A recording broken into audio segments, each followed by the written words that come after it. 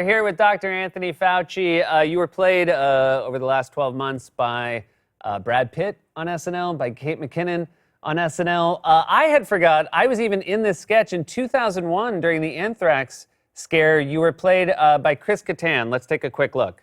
What about the post offices? We've given each post office some baby wipes and a dustbuster. But what about the contaminated buildings in New York? Are they safe? I don't know, lady. I haven't been in New York in weeks. You think I'm crazy?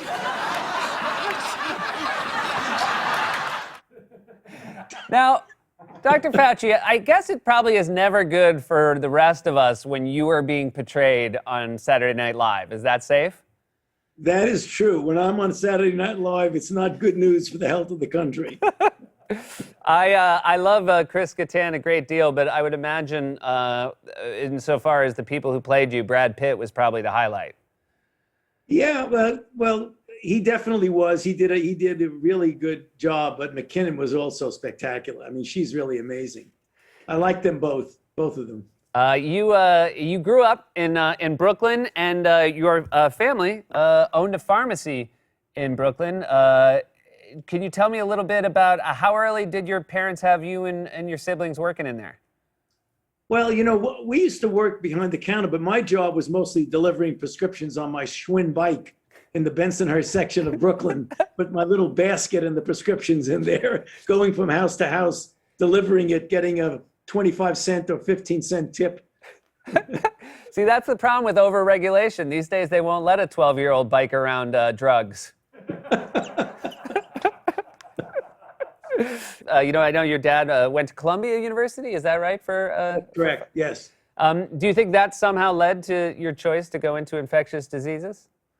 You know, I think it did, in the sense of not necessarily infectious disease, but medicine in general. You know, I had the concept of service to people who had a disadvantage with regard to their health. I was always struck by the fact that what we were doing was actually helping people. I mean, at a much lower level than obviously as a hospital physician are doing. I was just riding a bicycle, delivering prescriptions, but there was an element about that, about helping people, that sort of stood with me throughout my education. I think we all tend to have sort of a short memory insofar as what the American people can overcome when faced with a hurdle. You lived through smallpox and the vaccination of that, living in New York as a very young kid. What do you remember about what New York managed to pull off during that time? Well, that was really extraordinary what they pulled off. I believe it was 1947. I was a child, and some man had gone to Mexico on a vacation and then came back to New York, was infected with smallpox. And the city of New York vaccinated like 6 million people in a 2.5 to 3 week period of time. And one of them was me and my family, because the entire city of New York got vaccinated that year. And it prevented an outbreak. There were 12 cases, hospitalizations, 2 deaths, but we didn't have an outbreak in the city. It was really extraordinary public health measure back then. You've worked, you've had this job for 7 presidents.